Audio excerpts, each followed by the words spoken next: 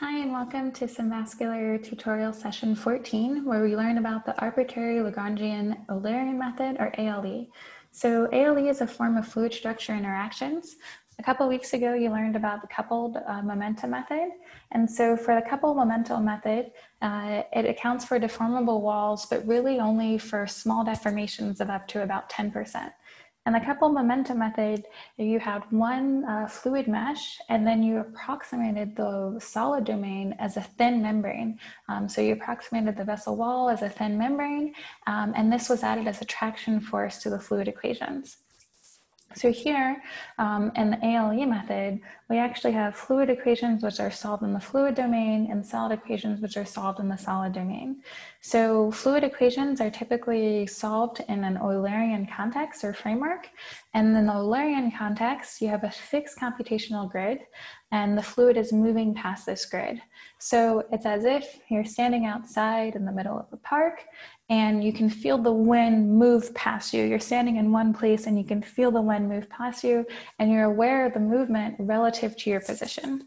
Versus in the Lagrangian framework, we're following every node for the solid domain. So we're following exactly the membrane movement. And so that's the difference between the arbitrary Lagrangian and Eulerian and how we use these equations to solve the two domains. And so basically I'll take you through this using SimVascular, and I have open here the cylinder test case, which you can download from online. So this is a very robust method. It can be used for large deformations, 30% higher. It can also be used for small deformations, but it has a larger computational cost than the CMM method. And so, which is why we'd recommend using this for the larger deformations. So to get started, the first thing that we're going to do is we're going to create a mesh. And as I was saying, since having two different domains or two different meshes, one for the solid and one for the fluid is important, we're going to go ahead and extrude a domain so that we can have our own solid domain. So basically, we'll do a boundary layer mesh, and we're going to use constant boundary layer thickness and convert the boundary layer to a new region/domain. So a nice trick, I usually do 3 layers, and a nice trick is to calculate your desired edge size. And so for the first layer, it'll be half of what you have prescribed for the fluid domain. And then subsequently after that, each decreasing layer will be 0.8% of this edge length. And if you add up the number of layers that you prescribed, in our case 3, you should add in order to get this global max edge size. So that's a nice trick. Here I'm just going to go ahead and use what's preset in SimVascular, and we will run our mesher. So we'll go ahead and continue there. Great, so that was really quick because we just have a small cylinder test case, and you see we have about 30,000 elements. We'll take a look here. I'm going to go ahead and hide my crosshair. So we can see we have our fluid domain in blue, and our solid domain, which we just created, is this nice mesh out here, which we just created using the boundary layer. So I'm going to go ahead and save that, and then I'm going to export the mesh complete into my SimVascular tutorial folder. So we're going to take a look at this. And so basically you'll see that 2 cylinder mesh complete domains were exported, a domain 1 and a domain 2. So I believe that typically your domain 1 will be your fluid domain and your domain 2 will be your structural domain. We'll go ahead and verify this quickly using ParaView. So we'll take a look at our domain 2. We'll just go ahead and take mask exterior.btp. And you'll see that your domain 2 is indeed the solid domain, which means that your domain 1 has to be the fluid domain. We can go ahead and open that as well here, and then we'll just do, and there we go. So now our cylinder is closed. And so basically what we're going to do is we're going to rename these. So we're going to move the cylinder domain 1 to fluid mesh complete. Great. And then we're going to move our cylinder mesh complete 2 to our solid mesh complete. Great, so we have those, and then we'll go ahead and go inside our fluid mesh complete folder, and we're going to go into our mesh surfaces. And we'll see we have inflow, outlet, and wall, but we're going to go ahead and specify that the inflow is indeed our lumen, and we'll go ahead and do lumen inlet, and our outlet, we're going to say it's our lumen outlet, and our wall is going to be our lumen wall. Great. And so if you had multiple branches, then what you would want to do was take out each of the individual walls for all of these and move that out of the mesh surfaces folder and bring in the mesh complete exterior .vtp file. And so that would be one file with all your walls combined if you had branches. Since we have a cylinder, this is not important, but it is important to assign the same properties to all of your walls. And so that's why you would want to bring the mesh complete exterior .vtp in here and just have the caps for the various inlets and outlets if you had branches. So we're gonna next go into our solid mesh. And you'll see here that there's a walls combined region 1 and there's a walls combined region 0. So region 0 is actually the interface. So this is really important. The interface needs to exactly mirror the fluid and solid domain. So in order to be able to interact with each other. And then your region 1 would actually be all of your walls combined for your different branches if you had them. So once again, you'd be moving both of those into this mesh surfaces. So we'll go in and if we had branches. So we'll look inside our mesh surfaces. We have an inflow, outlet, and wall again. We'll go ahead and move the inflow to solid inlet again. We'll move our outlet to solid outlet, and you'll understand why this renaming is very useful as we continue. And then we'll move this to solid wall here. And then what we're going to do is we're going to go ahead and bring in the walls combined. There we go, region 0.vtp, and we're going to call that interface.vtp. So there we go. Oops, sorry about that. There we go. So what you would do if you had branches is you would make sure to bring in the walls combined, not the mesh complete, but the walls combined into the mesh surfaces folder. And so here we're only bringing in the walls combined for the region 0, since this is the interface.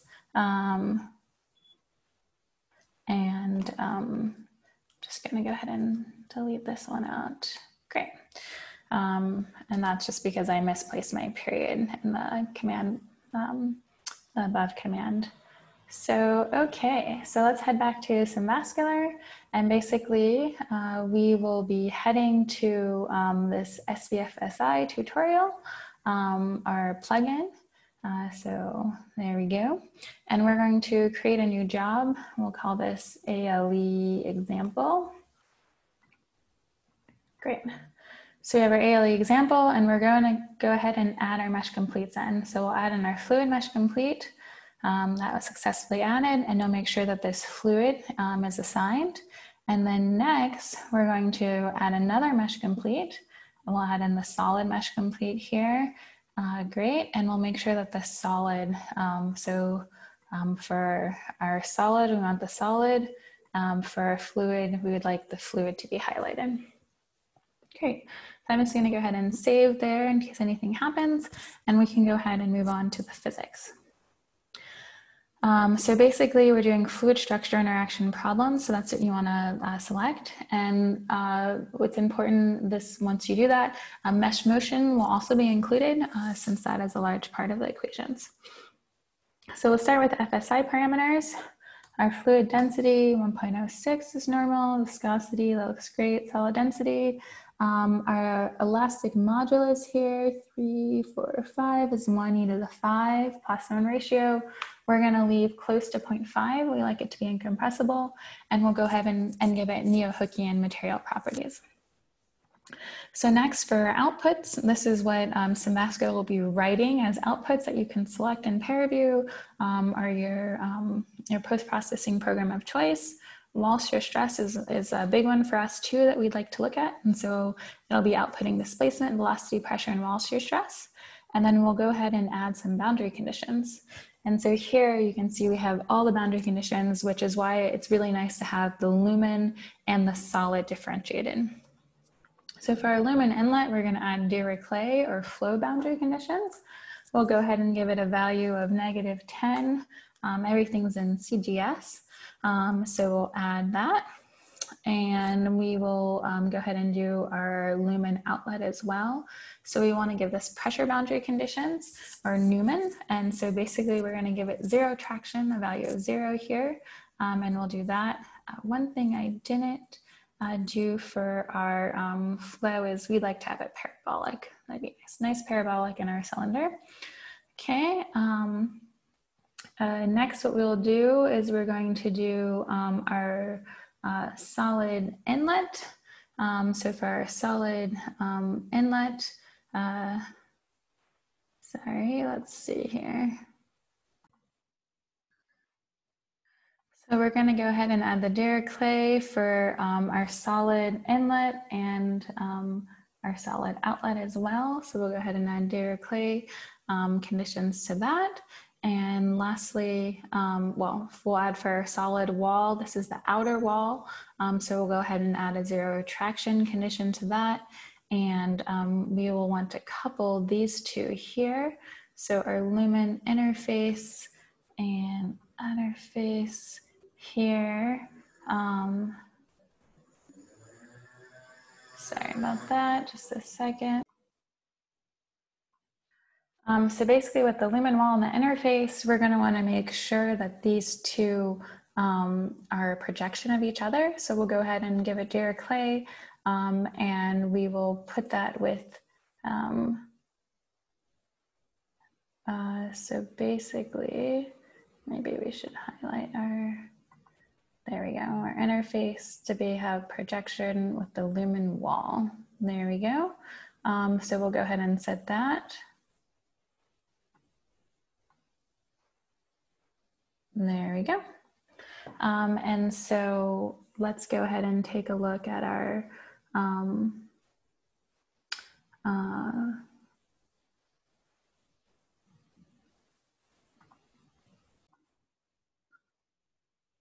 so let's go ahead and take a look.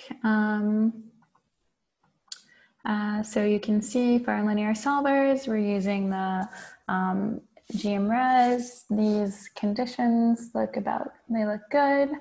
And we're not doing any remeshing. So we'll go ahead and take a look at our mesh motion. 0.3 for the plus zone looks good. Displacement is what we'd like to output. And then we'll go ahead and add solid inlet and outlet. We'll go ahead and add lumen inlet and outlet. Great, and we'll add these as Dirac-Clay to be 0. Great. Okay, so that looks good. And we can go ahead and create the input file for that. So that input file has been exported. And so that's basically, that can be used to launch your simulation on your cluster or your computer, wherever you're launching. And then I will quickly show you. So basically, this is how we went from using a fluid mesh and exporting a solid, extruding a solid domain. But you could also import in a solid domain, and then you can assign the fluid. And I'll show you that. And this can be useful as, for example, in my case, sometimes I use IVUS or intravascular ultrasound to create a specific solid mesh. Maybe you don't have uniform meshing around and your solid is rather particular. And so maybe you need to start with a solid and then go with the fluid domain. And so that's what we'll take a look at there. So we'll go ahead and save this. And under models, we're going to import. Actually, I'm going to go ahead and make sure that there we go, can no longer see our cylinder. So everything will be set for me importing a new solid model. And this solid model I saved here is this IVC example. So that stands for the inferior vena cava. So we go ahead and create that.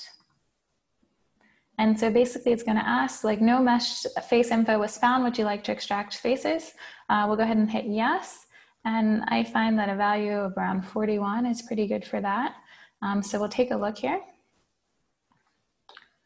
And here you can see, so it has this nice thickness. And here is my solid model. And it has 4 faces, which is great because I have an outer inner model, or outer and inner wall, and I have an inlet and outlet. So if we look here, this looks like this is the wall inner. This one here, it's a little bit hard to see with these colors. Let me hide this and see what that was.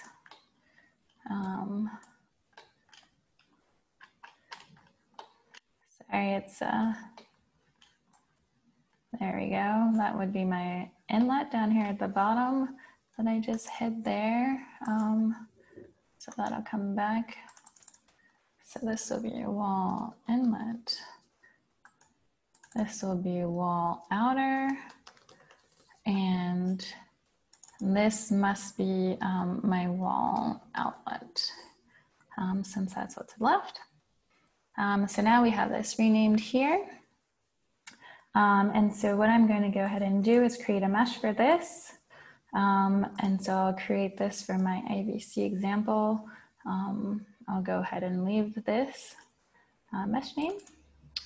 And so I'm not doing a boundary layer mesh. And basically I want to keep the surface meshing, which I did with my program where I used to create the solid mesh. And so I'm only going to be doing volume meshing, and I'm going to be using the same mesh size that I used for the volume. So I'm just going to save this, and then I will run the mesher here.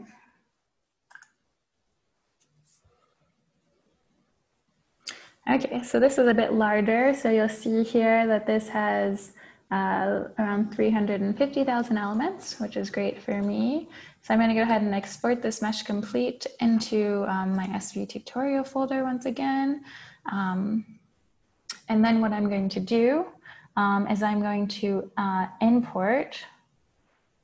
So I'm going to go inside my IVC, and I'm going to import the inner wall. Since the inner wall, if you remember, is going to be your interface.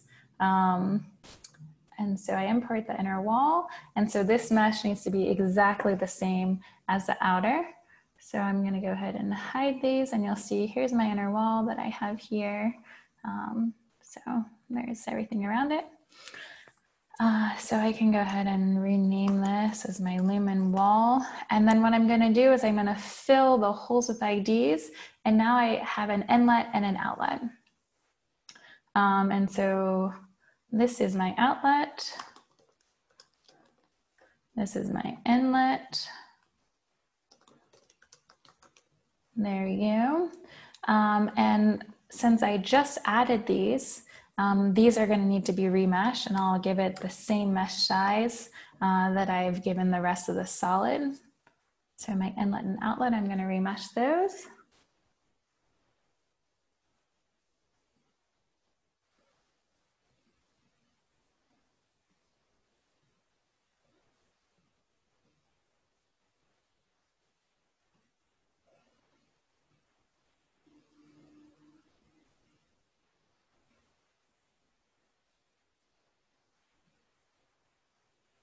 Great. So just so that you can see how it's been remeshed there, nice and fine. And from here, what you're going to do is you're going to go ahead and create a mesh again. There we go. So I will go ahead and create a mesh. No surface meshing once again. I just want my solid.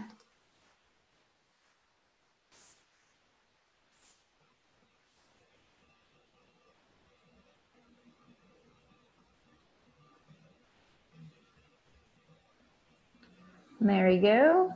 So quite large, around 2 million elements that I have here for this very fine mesh. And then you can go ahead and export this mesh complete. So I'll export this into my folder. And basically from here, you will just go to the S3 FSI and you will once again, so you'll go to that plugin and you'll once again create a new job exactly as you did before by importing both of those solid meshes like after you have your new job and proceeding with prescribing your parameters. So that concludes today's tutorial and I hope you guys have a great rest of the day. Thanks, bye.